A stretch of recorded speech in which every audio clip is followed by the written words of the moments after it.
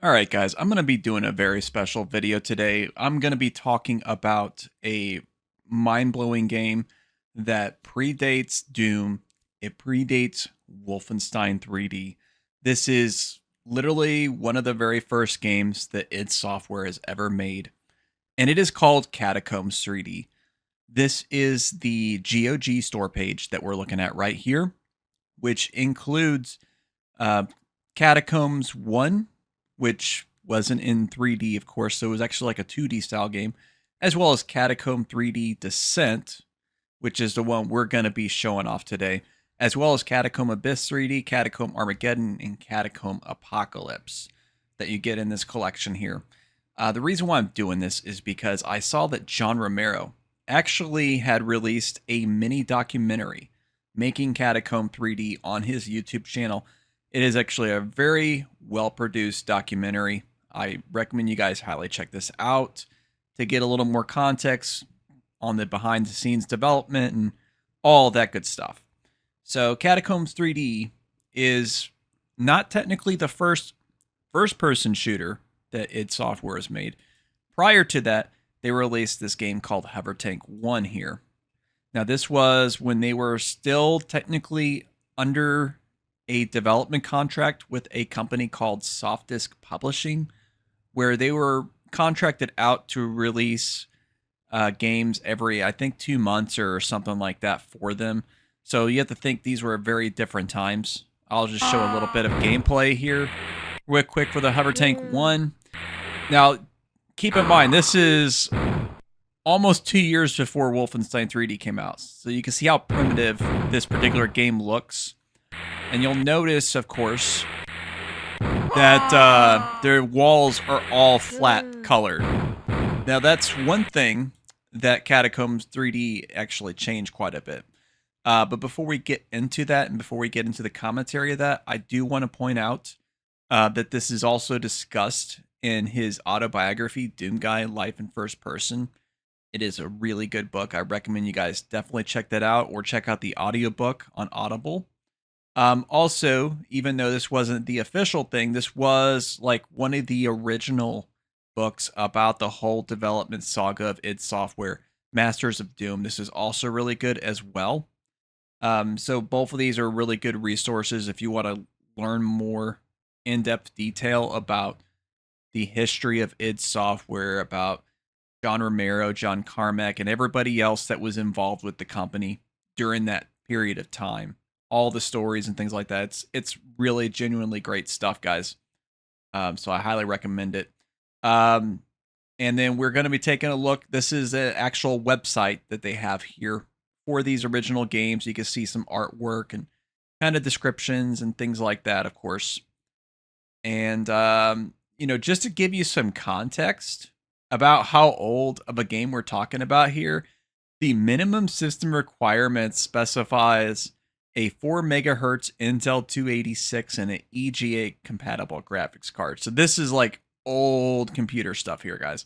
This was 1991. This game originally had came out. So that's something that I want to keep in mind for people that may think this looks really primitive. It is a primitive game. It really is. But let's go ahead and get right into it. All right, so when you first launch into the game through GOG, you'll get this prompt here, which is an old school DOS style prompt. This is running off of DOSBox, of course. And then, of course, you get into the actual screen transition. You'll notice it says copyright 1991 through 1993 here.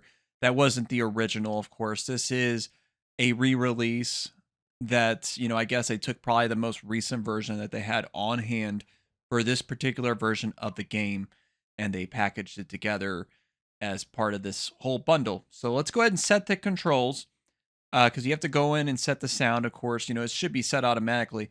Now, one thing you'll notice is the movement controls here. This is old school shit, guys. There was no WASD back in the day. Now, I'm going to go ahead and update the controls here, of course, just to make it meet with modern sensibilities, because it can be really ridiculous to play some of these old games. So, of course, if you're wanting to, you'll have to update these yourself. Now, I'm not going to mess too much with the other buttons, because this game actually is the very first-person shooter that ever used a mouse, which it's kind of weird. You figure it probably would have took them a little while to figure this out. And there were some early first-person shooter games that came out after this that did not have mouse support. But you got to think, John Carmack was definitely a dude that was way ahead of the curve, both in, of course, developing technology and all this other good stuff. So let's go ahead and bust into the game. So you'll notice, even though it's only running off EJ graphics, which has a much more limited color palette than VGA, it's, sprites, everything like that. This is more comparable to what you're going to see on, say, a NES in terms of color fidelity, in terms of like how much color there is. But you'll notice how fast and smooth the scrolling is, even for this time.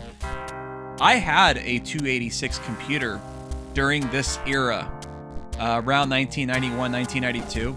And although my computer did not have sound at all, like it literally had just the PC speaker, I didn't get the music or anything like that, which, by the way, the music, it's really, you've heard the music, guys. Like, you've really heard the music all the way through. It does not change. And it's this short loop, this like 10, 15 second loop, which is kind of ridiculous. But, I guess they were figuring a lot of people back then, they didn't even have sound cards. Or, they didn't have sound cards that were the ones listed on there, the AdLib or Sound Blaster stuff. So that's something you have to keep in mind here. But you'll notice, like right now, I am turning with the keyboard controls, and the turning is kind of slow. But eventually we will be showing off the mouse gameplay, which is a lot smoother. Right there, you can see I made those really quick turns. That is the mouse gameplay, which is like exactly the opposite. And if you were to play this game yourself, I highly recommend you do the full-on mouse and keyboard setup. I wouldn't even recommend using a controller unless you're using a controller to emulate the mouse functionality, because you definitely will want the faster turning in order to get an optimal experience for the game. Now, one thing I do have a major problem with in this particular game, you heard that weird fart sound whenever I was running into the wall. It can be very easy to get kind of trapped on the wall. Like if you're traveling too close to it, you can kind of get stuck a little bit. So that's something, if you want to play this game for yourself, you have to keep in mind. They didn't have anything designed at that time in order to help the player compensate for those corners whenever you're going around the wall or when you press against it. So we're going to go ahead and skip ahead a little bit. Okay, so one thing you might have noticed, of course, is I could just rapidly fire with my fireball spell, of course, that you start with in the game. And there's not any kind of ammunition or MP or any kind of resource like that. You do have to keep in mind, this is a very experimental game. And one thing that may not be immediately apparent to somebody that doesn't understand some of the old school retro video games is, since first-person shooters were essentially a very new thing, they were designing these very early first-person shooter games based off of the knowledge that they had of games that had already existed prior to that did not have this perspective at all. So you have to think of games like Pac-Man, games like Gauntlet. Those are the kinds of inspirations into this original Catacomb 3D. Obviously, Pac-Man with wandering through the mazes, that's got that element, of course. And then Gauntlet, because you are clearly going through hordes of enemies as you're going through these mazes. So that's something you guys have to keep in mind here. Now, one thing you might notice up on the upper right-hand corner of the screen, you'll notice that's the character's portrait, and you will notice that a part of the portrait is not showing currently. That actually is a very interesting way where they demonstrated the health of the character. So later I will demonstrate that you can, of course, heal this health. That's what these blue potions are used for in particular. Now you'll notice that the screen transitioned suddenly. That was because I was trying to figure out how to use one of those healing potions. I did end up eventually figuring out that you have to hit the spacebar button on the keyboard, which of course it's weird that the controls doesn't let you map that out at all, and it's not listed in the controls of the game, at least on that menu. I'm sure it was in the manual or whatever that this game originally had. That's how you use your heal potion to restore your health. But it was a really cool idea for 1991, not showing a number, not showing a number of hearts or anything like that, hash marks to show your health, but actually using your character's portrait and then, of course, slowly making them into a skeleton to show that they are dying. So that's how this game did it. So that is a really cool technique, of course. And of course, you can see at the bottom where it has the bolts, nukes, heals, keys, scrolls, and then score. So the game does, of course, track all this information on the screen. As you see there, it is showing, of course, graphical icons in order to represent that stuff. Now, technically, you can get more of those items than what is listed on the screen there. So, like for the heals, for example, I think I'm actually above the number of heals that it shows there. But to my knowledge, there's not any real way to see how many heals you actually have. That is something they do address in the future Catacombs games, but from what I understand, those weren't actually made by id Software. That was games put out separately by Softix Publishing using a different developer, and they basically just took what id Software built with this particular game and they just kind of expanded upon it. So that's something to keep in mind there. So the keys are just automatically used. Whenever you collect a key, it'll just open the door and you go right through. And that's all there is to that. There's me, of course, getting stuck against those walls again. So let's go ahead and skip ahead some more. Okay, so we're on to the next stage, and this is where things start to get pretty interesting, because I'm attacking the enemy, of course. You'll notice that I actually disintegrated that wall, and now we have a new type of enemy entirely, these giant green-looking troll dudes. You can, of course, charge your shots, and that will apparently do more damage. It doesn't use the actual nuke thing there. I'm guessing that's like a different keyboard button entirely that you have to use to press that. But this game does give you the agency to do a charged up blast as opposed to doing the rapid fire. I'd still say the rapid fire is your best move overall generally, especially if you're playing with a mouse, because you can just click that super fast and it tends to do a little more damage overall. But for some of those tougher troll-like enemies, the charged shots can be beneficial to use in certain cases. But that is one thing that this game does also offer that a lot of shooting games didn't have for that era, like even ones that obviously came out much after this. Like even think about games like Wolfenstein and Doom. There wasn't really the charged blast per se. Now, of course, you know, they did have a lot more powerful weaponry. They had different weaponry and so on. That's something this game obviously lacks in. But just something that I thought that was pretty interesting that they did, even though this game is as old as it is. Now, one thing that's pretty fascinating about this game is after you get past the stage I just beat, you'll notice that I'm in a new area called Access Floor. So that's when you first realize that the game stage layout is not like a traditional linear game. So I'm actually in a hub level currently where I have choices of various areas that I can go through, such as the Gate of Horror, the Gate of Tar, the Gate of Stone. I think the Gate of Slime is another one as well. So you as a player get to make a choice on which stage you want to play first. The reason being for this is because of the fact that this game has you collecting these scrolls. Those scrolls have to be collected in order to eventually access the final area of the game, because they give you a hint on how to access that final area. So it doesn't work as just like a key item. Rather, it gives you the player knowledge in order to proceed. You'll notice that the floor textures, or not the floor textures, the wall textures rather, they didn't have floor textures back then. They actually had changed because of the fact that we went into this Gate of Tar, of course. And you'll notice that the stage number is 16. We went from 9 to 16.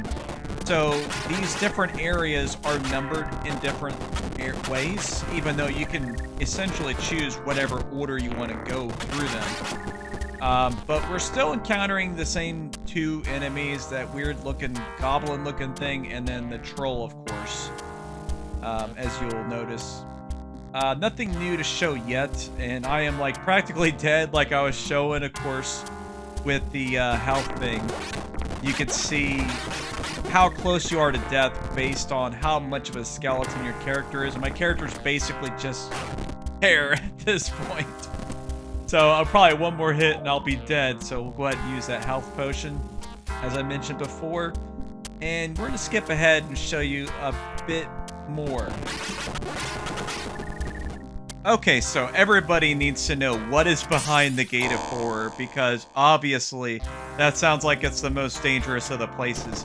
And here we are immediately greeted by the trolls. We got two trolls right off the bat as soon as we enter this Gate of Horror, whatever this is. Bottom of the well, Warren of the Trolls. We got more trolls here, but now we're finally going to be encountering a new enemy. We got some bats, which they actually go down in one hit, and they're actually a flying enemy.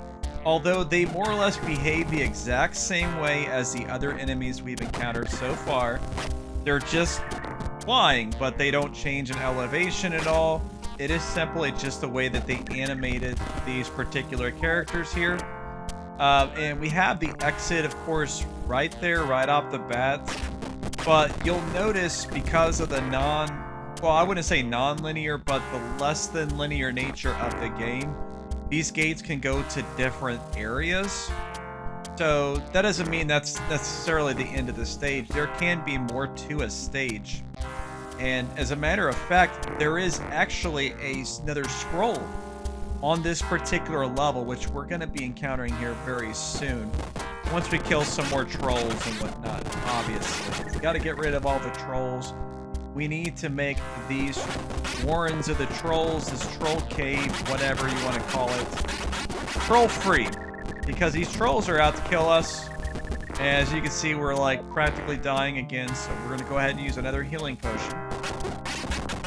And this is definitely where the trolls reside. You can tell just based on how many there are compared to the previous stages, but nothing beats rapid fire mouse clicks on your left mouse button to take them out with great ease. Imagine how difficult this would have been to play if you weren't able to press the button that quickly and you had to turn slowly with the keyboard, which was the case, as I mentioned, if you didn't have a mouse. I had to play this game with just a keyboard back in the day, so I did not have that luxury of rapid fire spamming the enemies. So here is the scroll, and it's giving another little bit of information. This is actually the third scroll, which means we kind of went backwards a little bit. The number keys on your keyboard are going to allow you to view the scrolls. So you press the 1, 2, 3, so on to look at the information on that scroll. Now, given the old school nature of this game, it can be very easy to get lost. There's not a map or anything like that.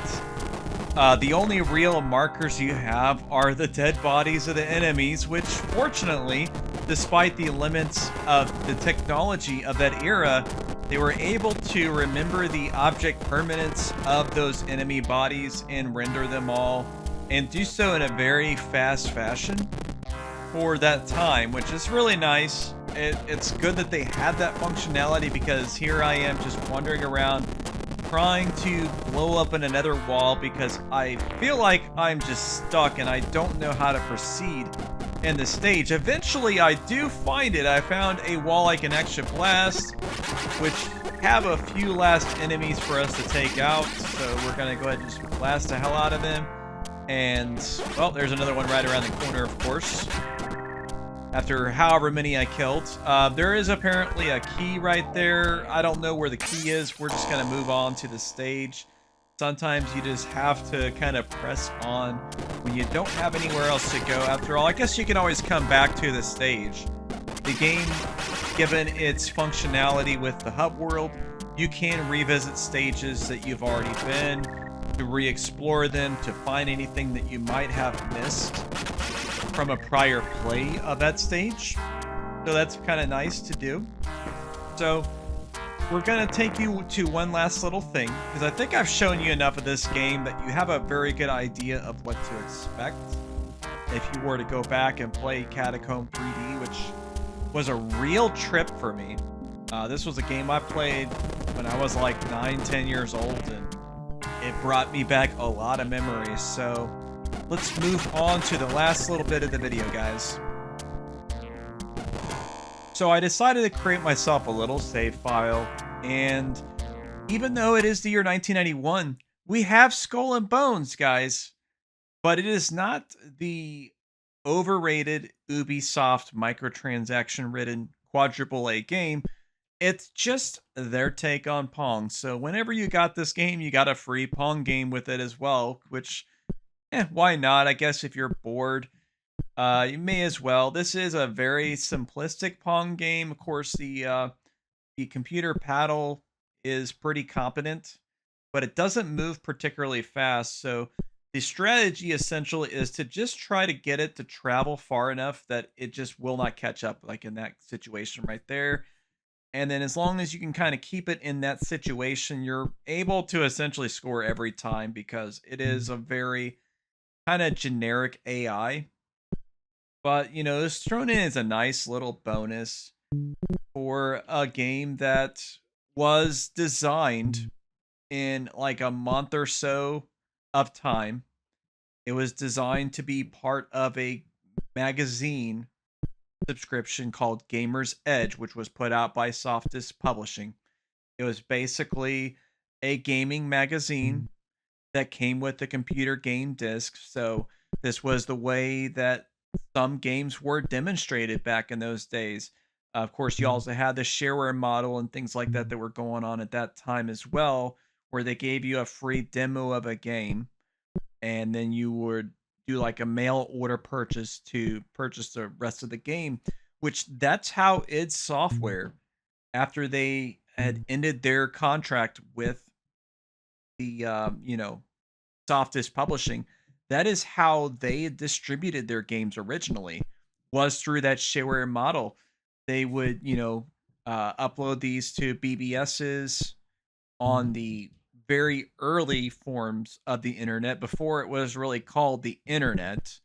As people connecting on old school modems, downloading these game demos, sharing it with friends and whatnot, putting them on floppy disks.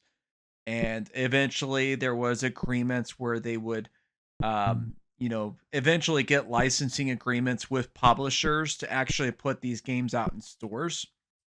But this is the way that id Software started, guys. So it was really fun to check out Catacomb 3D. I really hope you enjoy this video. Don't forget to check out the previous video I've done, or the one that the algorithm recommended. And that's going to be the last line.